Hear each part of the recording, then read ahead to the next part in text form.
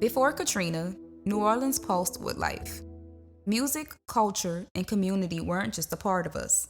They were in our DNA. I would never forget all of the fun times that we had growing up. I would never forget the culture, how heavy the culture was, how heavily involved with each other the families were. Everybody would be on the Ave just hanging. Even like the older people, they would be drinking, have their daiquiris. DJs, block parties. Even when it was nothing to do, you can go on the Ave and just listen to music. Being with all of my family. Block parties. They used to have block parties like every weekend. The population was booming. There was a strong upper African-American community. From uptown to downtown, from the East Bank to the West Bank, every neighborhood had its own traditions, passed down through generations. We were rich, not in money, but in love, in community, in culture. Yeah! Whoa! Let's roll! Yeah! Yeah! Yeah! Yeah! Yeah!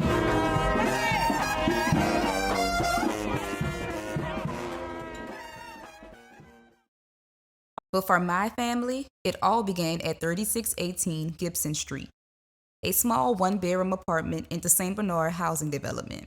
That's where my mother, Adrienne, a single mother of 4, wove generations of traditions into me and my 3 siblings. Going to work, raising my kids, took them outside of the projects to play.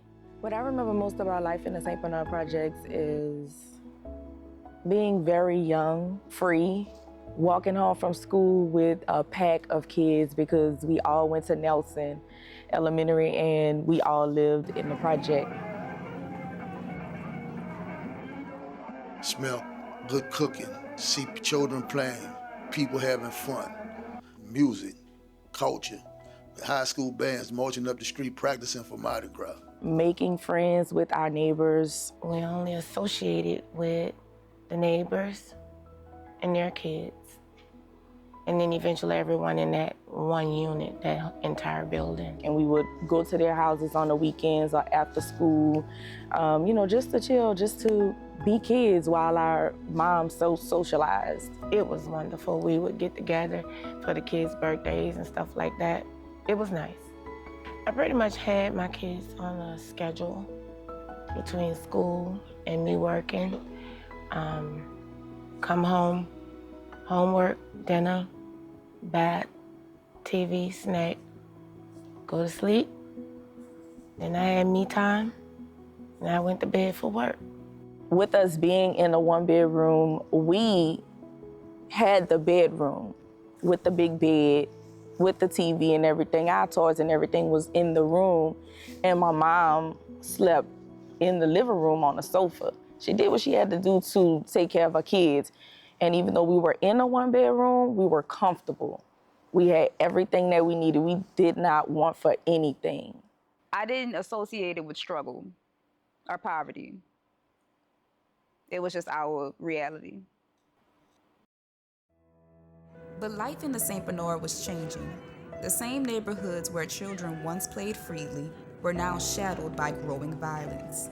There was a shootout, and the guy was actually laying on the ground downstairs from our window.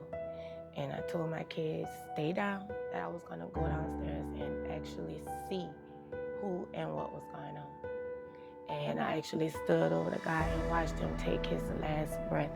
And at that point, I decided I had to get myself and my kids from back there. She wanted safety. She wanted a future for us. So a year before Katrina, she moved our family to the West Bank, leaving the projects behind, but carrying its memories with us.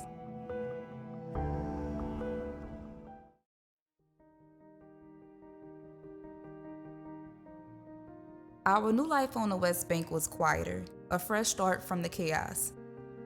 It felt like moving back to where I came from, basically, and giving my kids the opportunity to kind of live the way I was living.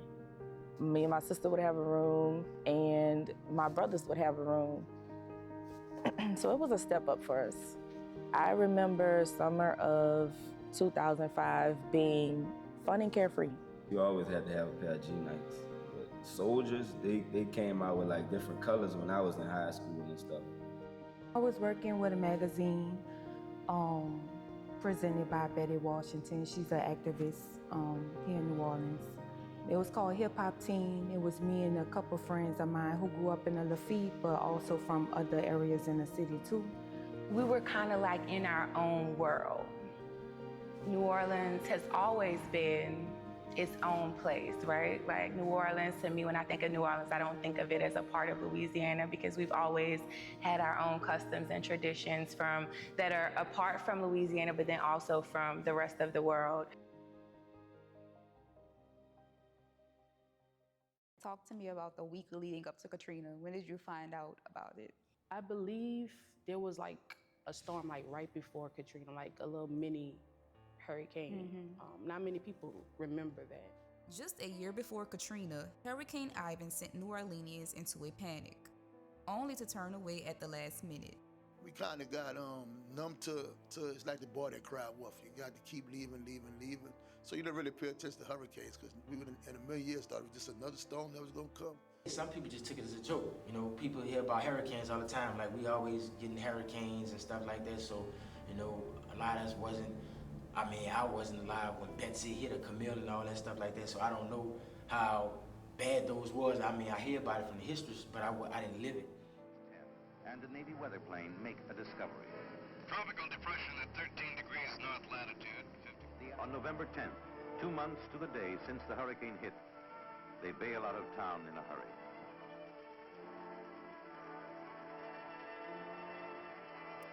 After Betsy and Camille, many believed the worst was behind the city.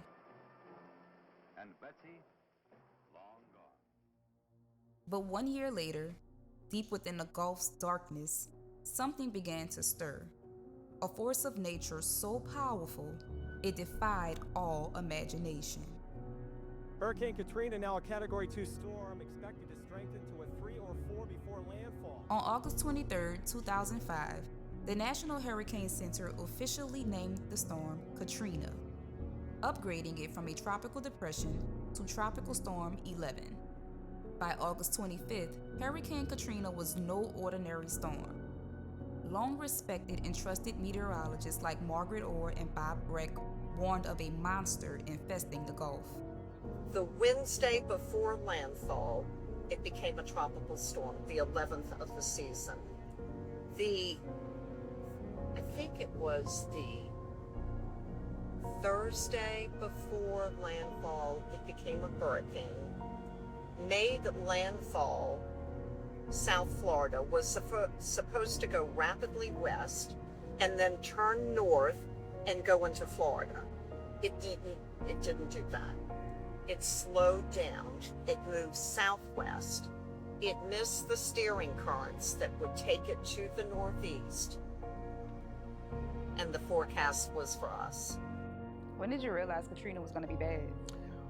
When I looked at the radar and I saw this storm covering the entire space of the Gulf of Mexico, then I knew that we were in for a rough time. And I had an interview with the mayor that night, and I said, Mr. Mayor, why haven't you called an evacuation?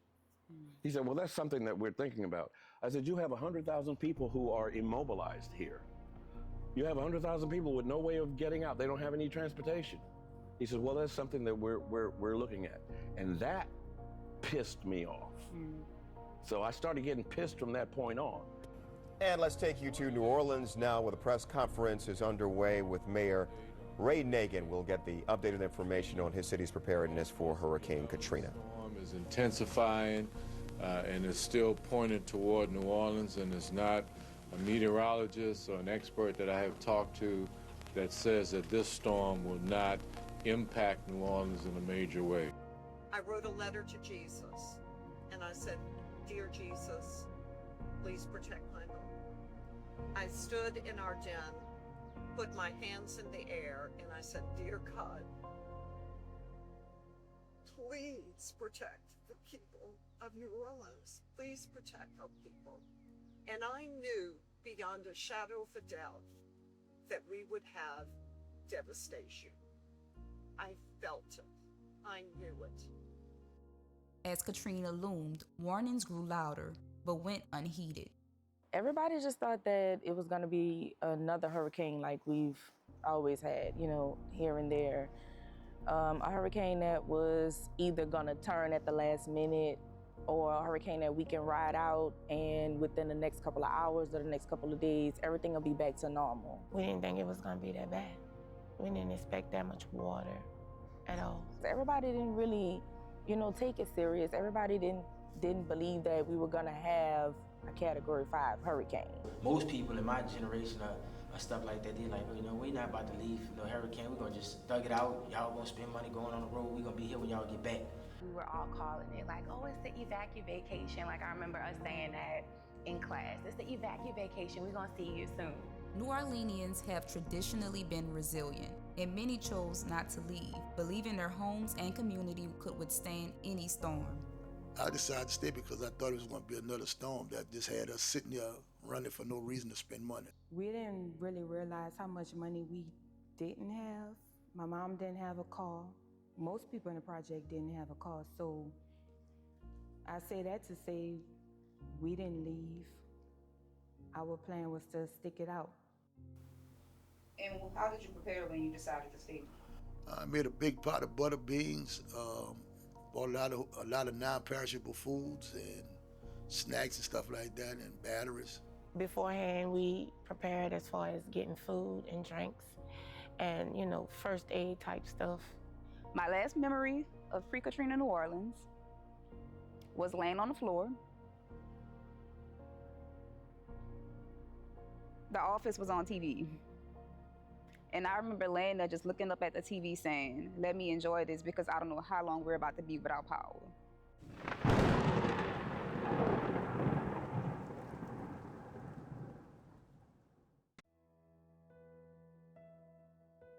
She made landfall around 6 a.m. on August 29, 2005, as a ferocious Category 3 storm with winds over 125 miles per hour. Her storm surge swelled to over 20 feet as she hit the mouth of the Gulf, completely destroying the Gulf Coast. We had music playing, you know, kids running around, chilling. But I sat in the window the whole time, pretty much. I don't think I slept that night. It sounded like the roof was being torn off the house, and I just laid there and listened. I went back to sleep, woke up maybe about 4 or 5 in the morning, and it was even worse. And at that moment, I broke down crying. I broke down crying because I was so scared for my life. I didn't know what was gonna happen. I didn't know how long it was gonna go on for. At that point, I started thinking, well, are we gonna be in this house with this amount of rain and winds and storms for days? The screams. And the whole time I'm thinking that somebody's outside screaming. So I'm like, Mom, who outside screaming? And she's like, what you talking about? I was like, you don't hear that? But the whole time I'm not knowing it's the wind. Like, that's how strong it was. It just sounded like somebody screaming the whole time. The storm finally passed, and the sun broke through the clouds, pouring light over a silent city. When the storm ended, it was just still. It was just another storm. I mean, we done seen storms like this. It wasn't what it, at first, it wasn't what I thought what it was gonna be.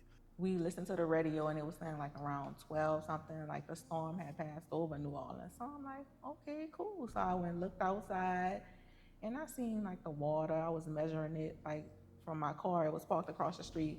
The water had gotten up to like the door of my car. So I'm like, okay, cool. It's nothing. Once it was over, I felt like it was over, but I didn't know for sure that it was over. If you look at that picture I sent you, the water's probably like a little above the ankles. You can tell that the hurricane is leaving, but you know, I'm smiling because I'm thinking it's over, but I'm still not knowing that it's really over at that time. For a moment, we thought it was over, but all hell was about to break loose, and there was no turning back. The levees failed in multiple places, flooding more than 80% of New Orleans, with water reaching depths up to 20 feet in some areas, turning homes into graves. I drifted off. I was woken out my sleep by a loud sound, and I thought they were bombing the houses. It sounded like a bomb, but once it boomed, it sounded like something was just rushing through. What was going through your mind when you saw the water outside? What I'm gonna do? I'm gonna protect my family. When we look outside, you see water just, splashing through. 5 a.m. Monday morning, a 30-foot section of the industrial canal failed, flooding the lower Ninth Ward. 7:45 a.m., the eastern side of the levees failed, creating a 1,000-foot hole, sending a 20-foot wall of water into the Ninth Ward. Between 6 and 7 a.m., the London Avenue Canal in the Gentilly area breached on both sides, flooding Fillmore Gardens. 6:30 a.m., the levees of the 17th Street Canal failed, flooding Lakeview. 7:45 a.m., a larger section of the Industrial Canal failed, flooding all of the historic lower Ninth Ward in 10 feet of water. Some whispered they were bombed, purposefully broken to let the floodwaters rush in and devour the city. For those who chose to stay, it was a terrifying, desperate struggle, a fight against a flood that seemed almost intentional. First, I went in the attic, and then I realized the water was rising and rising. We got to get out of this attic before we be in a liquid grave. We was on the roof, I would say about 12 hours. You had elderly people, you had mothers, babies. Everybody is disappearing under 9 feet of water. So People drowned in the St. Bernard. People was drowning, but they had men, like my uncles, my family, that were jumping off the second floor to get to the people. That's where I learned how to swim. Rats, pool, everything in that nasty water. Food, probably bodies too. We just put a white shirt outside the window in hopes that somebody come get us. I can remember singing Mariah Carey, Vision of Love. Because like it's one part of that song where it was like, had me think of God, right? Because she was like, you took so long, but still I believe. And in that moment, I'm like, God, I believe you were coming. Have somebody come and get us. When we stepped off the porch, the water was like to our chest. Just thinking about it now, I'm like, I don't even much know how I was able to even much like go through that. And it's like, you see your whole city underwater, and then like you thinking about all the people that stuck. Like, we made it that far, but it's like, what happened to the other people that didn't make it? Entire homes were ripped from their foundations. Power became a precious luxury, and basic supplies vanished. But the hardest blow came from the government's failure to act. FEMA's delayed response and mismanagement left thousands abandoned in the worst of the storm. Low-income and poor residents were left stranded and forgotten for days, starving, thirsty, and powerless, trapped in unbearable conditions with no hope in sight.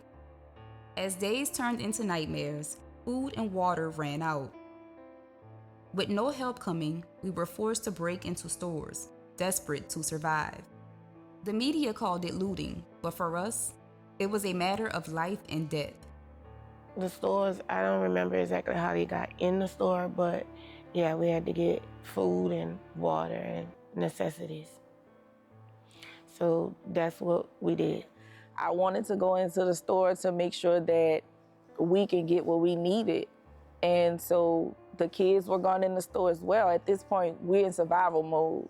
I wasn't eating. My neighbor was cooking burgers, but it was spoiled.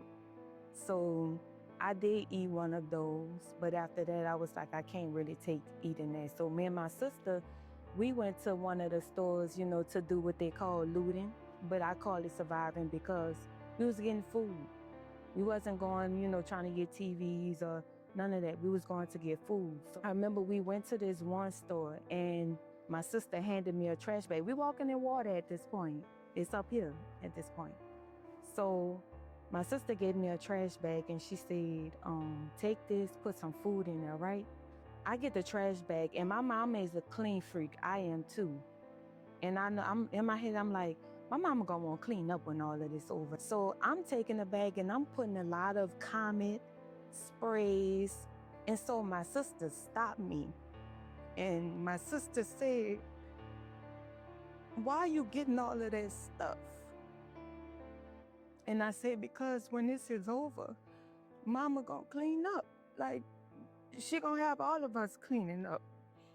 And then I had to come to reality when my sister said, like, she said, Tiny, we're not coming back here. We don't have nothing to go back to. You need to take some time? Take you some time.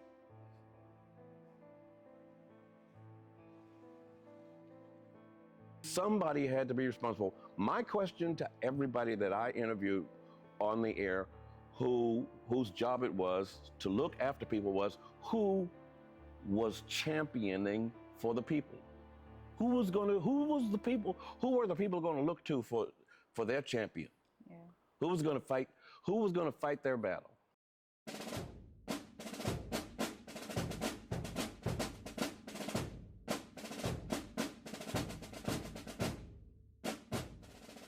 Seeing General Honore, he stepped in and took charge and told soldiers to lower them rifles and these people are not refugees and making them feel human. Our governor, Lady Admire, Governor Blako, did a news conference and said, look, you tell the people in New Orleans, I'm telling y'all better not loot, because if you loot, I'm going to tell the police to shoot to kill. So then I had humble that. I called up and said, Governor, you won't never tell your law enforcement and your troops to shoot to kill, not your own people. When they go in stores, yeah, they went in stores, got food and water. They went to restaurants, got food and water. They went in hotels, got food and water. But that's what people do to survive. They started looking at the African Americans who were left stranded as somehow being subhuman or somehow being responsible for their own plight. If people are poor, they can't help it. If they don't have a car or transportation to get out, they can't help it. Everybody was criticizing me as a journalist. You have crossed the line because journalists are supposed to be impartial. The hell with that. It was my neighborhood, in my town, in my city, and all those people were suffering. It wasn't about journalism. It wasn't about journalism. It was about the lack of accountability, the failure of the federal government, the failure of the system that was supposed to protect people had not done their duty. And you think I was going to stand by and do nothing? The hell with that. What drove you to call them out on live television? My responsibility. I mean, that's what journalists are supposed to do. They are supposed to hold public officials to account. They are supposed to ask public officials what they're doing to live up to the responsibility that they have been charged with. In the richest country in the world, residents were left to fight for basic survival. We were left abandoned and forced to help ourselves. We were forced from our homes with promises of safety and care, told we'd be taken to shelter where we could find refuge. It wasn't buses. It wasn't cool buses. It was the National Guards. They were on the back of military trucks. with an opening in the back. And they took the names of all of the families that were there, who was together. They wrote down the numbers, and they started loading us into the back of the military trucks. But instead, we were dropped off to worse conditions, left to endure 3 nights of fear, confusion, and despair. They dropped us off on the interstate, and at night, people's children had been violated. People were doing their best to protect their kids. We lined up for 2.5 days before we actually was able to get on a bus. Adults pushing children out the way, adults fighting each other. My mom was doing her best to protect her kids. I noticed Yasmeen started crying. First she started crying and then she started screaming. But she had her eyes closed and her entire body was shaking. And I just had to grab my child because in that moment, clearly it was just getting to be too much. For my mom, the evacuation was a mental battle every step of the way, filled with confusion, fear, and the weight of keeping us safe against all odds. It was a test of endurance and resilience. Once we finally were able to safely get on the bus, we went to a camp in Meridian, Texas. I remember us being in a tent, and if I'm not mistaken, we were sleeping on cots. And they were lined up in this big old tent. They made sure that each family was together, and at that point, we were able to use the phone. At least my mom was able to use the phone. I remember them serving us food. It was like at the break of dawn. They were serving us food. They had clothes, shoes, toothbrushes, anything that you can name that a person in our position at that time would need, it was there. We had to get away from that because it was just getting weirder by the moment. I think we were supposed to be there for a week. I was ready to go after about 48 hours because the more I paid attention to the surroundings and how they operated, I don't know exactly what their real intent was. I know it was supposed to be to help, but something else was going on with that. There was a broader agenda. The only other thing that I truly remember about being in Meridian, Texas is just us wanting to leave.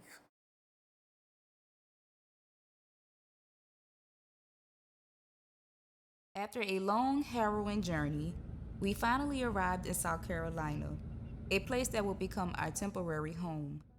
It was my uncle who picked us up. His welcome gave us a glimmer of home in a strange place. I was glad to see him. I think I was in shock. He was so happy to see us. We were so happy to see him. He threw his arms out and he said, "Yazzie." And that was something that he used to do every time he came down here. And that's one of my favorite uncles.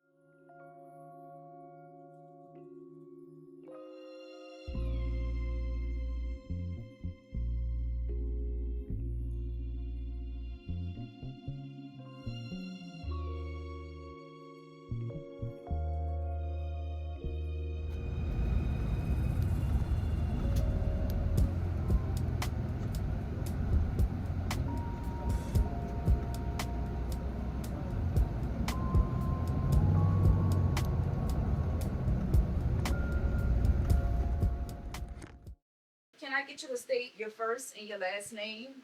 Daryl Sands. That's me and Dawn, Ada, Yasmeen's grandmother. I'm Yasmeen's uncle, and I'm very proud of her.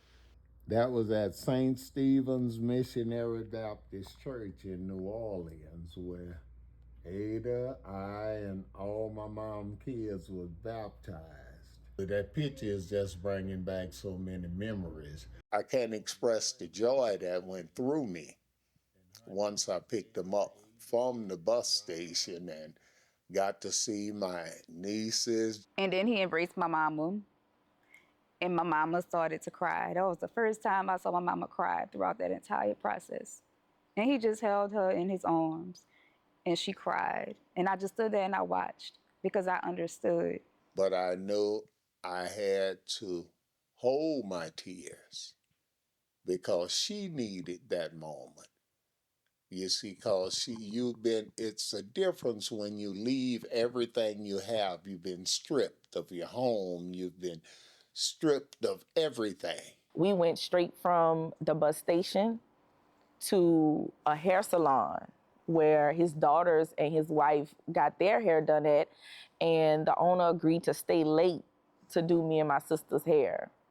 I remember feeling like a human being again. It started with me being able to get my hair done. My hair was so dusty. I had braids in, and I don't know how much dust and dirt I had in my head. The next day, I sent them, Robert and Rajon, to the barber shop. Them coming up here from Katrina was the connection that we got to have with our family. Was we made CDs, me and my cousin. I made burnt CDs for them. I printed off pictures for their notebooks that they had for school, because when they enrolled in school, we never had the plain binders. It was back in the day, so everybody had a poster of your favorite artist, whoever you liked, whoever you had a crush on. We was burning CDs, music that he probably wouldn't agree to us listening to because he was a minister, you know. And at the time, Pretty Ricky was a hot group. You know, I'm 14. I'm looking at the boys on the TV. We enrolled them in school after we got here. I forget the name of the school that we enrolled them in on East North Street.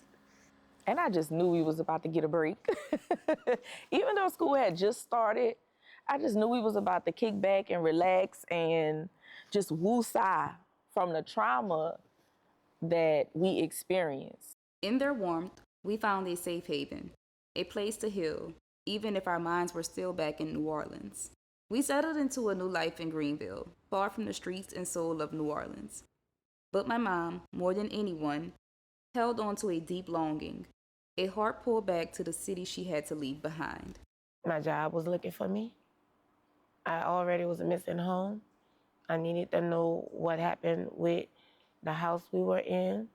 And I let them know where I was, so they told me that once I got back, give them a call and come on back in. I had to actually reapply because the building was 50% water. So I guess they lost, you know, all our information in the system and stuff. So I had to reapply for a job that I'd already been working. She made the tough decision to come back home on October 3rd, 2005. How did it make you feel when she told you that she wanted to go back home? I wanted them so much to stay in South Carolina and not go back to New Orleans, because this was the aftermath of Katrina, you see, and I knew that things had not been put back together. What was it like when you found out we were leaving? Sad, quiet. It was sad. Because I really wanted them to stay in South Carolina. But Adrian, I had got a job up here, and you guys were enrolled in school, and you have to respect. I had to respect what she wanted to do. But at the same time, I wish she'd have stayed up here.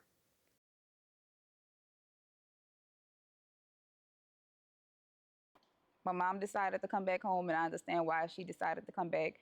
I was unhappy for a very long time. When we came back to New Orleans, it was October 3rd, 2005. I'll never forget the date because I hated it so much. It felt like we were driving back into danger. It felt like we were driving back into the environment that we escaped, looking for safety. The New Orleans that we knew was no longer. When we returned home, the city was still. It was quiet. It was like a a deserted land. You didn't see nobody. It's a process coming back from something like that, and I get it.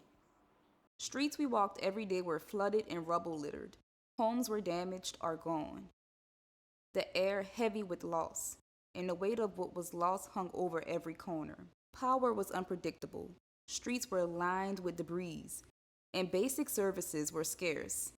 There weren't any more grocery stores open. The schools were not even open. We were displaced at different schools. We weren't wearing uniforms. The teachers were not nice. I was getting written up left and right when we got back because I was just so unhappy. I got suspended at least 3 times and had to write papers.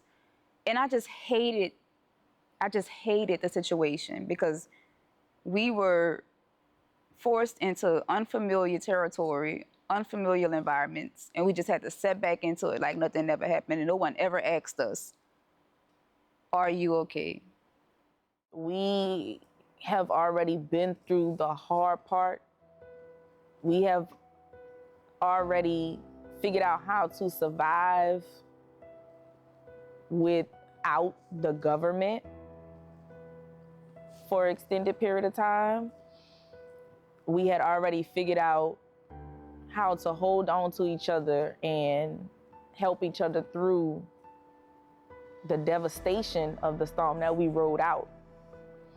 But despite the hardship, the spirit to rebuild and hold on to our roots kept us going. Day by day, brick by brick, we rebuilt with grit and unwavering determination, a community refusing to be defined by loss. I had a pseudo-nervous breakdown when I first saw my house in the car. It was a little serious. It's kind of crazy. And it's like that everywhere. It's not just with one house, one part. Yeah, it's the whole city, all the trees just on gangster lean. They put them trailers up there. It took them quite some time to get some people in those trailers. They finally putting a few people in there. Yep. The whole neighborhood just got FEMA trailers in it. Wherever you looking at. Some of my neighbors just came in here. Got a few things out of this house here. My neighbor Billy. So you still see a lot of people around here? Or just every once in a while somebody knows? Right. That's one of my neighbors here. Matter of fact, we rescued him with the boat. He came down here and we had to get him out of that water. Anybody fixing their houses up? Yeah. There's a great house there, next to the trailer. Yeah, remodeling now. This is sad that this is happening to us. And it's just a tragedy all the way around, you know what I'm saying? And we can't get nothing from these people. They're not helping us. They're setting up FEMA trailers. They're turning our neighborhoods into trailer parks. And then they want to tear our neighborhoods down.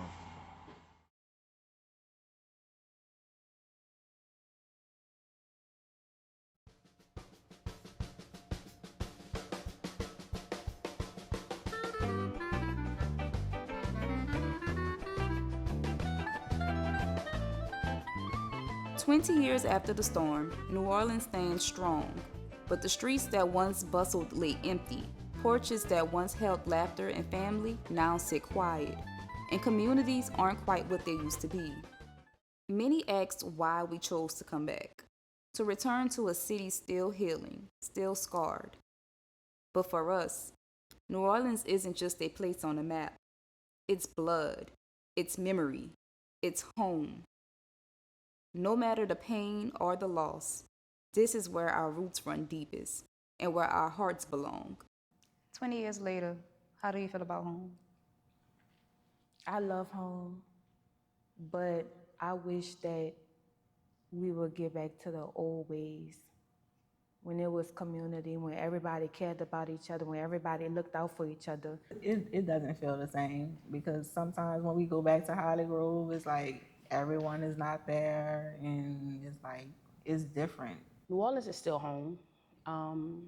It still means strength. Like, I feel like every day we are still rebuilding ourselves. Not just the city, but like ourselves. It'll never be the same. I don't think it will. Yeah, No, it'll never be the same. I don't think it will. I think it changed everything forever. Yeah. And we're still holding on to the culture.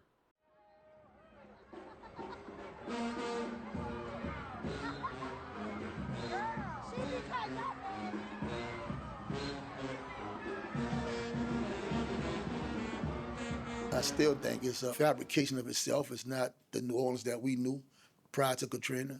I mean, family is not family, community is not community no more. For 20 years, we fought to be remembered, not for the storm that tried to break us, but for the culture that defines us. It's in the flavor of our seafood, the beat on a second line Sunday. Our lives are marked by before and after Katrina, a dividing line in our story. Through devastation and darkness, we clung to each other, drawing strength from family, from community, from the very soul of this city. We have bled, we have cried, but we have never been broken. And from that pain, we raised a resilience, a deep, unyielding spirit that carries us forward. Never give up on life, never give up on your dreams, no matter what happens, even through a storm. Stick together, make sure family and friends are okay, and come together in situations like Katrina. If we just continue to love on each other and continue to grow within, I feel like that's all we need, you know? But it's never, like, our struggle has never been for other people to understand. I feel like it's always been something that we just hold with us. Despite things that you faced in life, some obstacles, you're stronger than you know. I would never forget what New Orleans was before Katrina. And I would never abandon this city for nobody. And no matter the storm, our hearts will always lead us back home. The spirit of the city lives on. I said, the spirit of the city lives on. 20 years later, New Orleans still strong.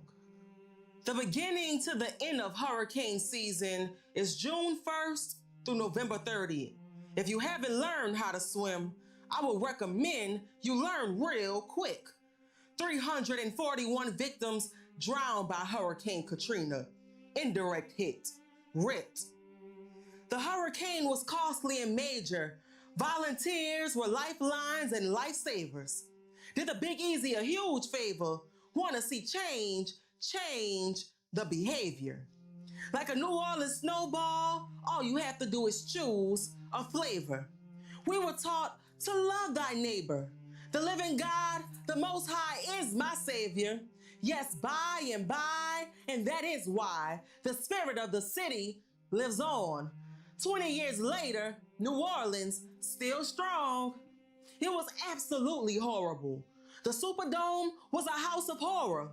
A father lost his beloved daughter in the water and have yet to find her. Don't look too far in the front or behind you. Respond like you're a first responder. Instincts and common sense will kick in like the manager, Hotel Rwanda. Yes, by and by, and that is why the spirit of the city lives on. 20 years later, New Orleans still strong.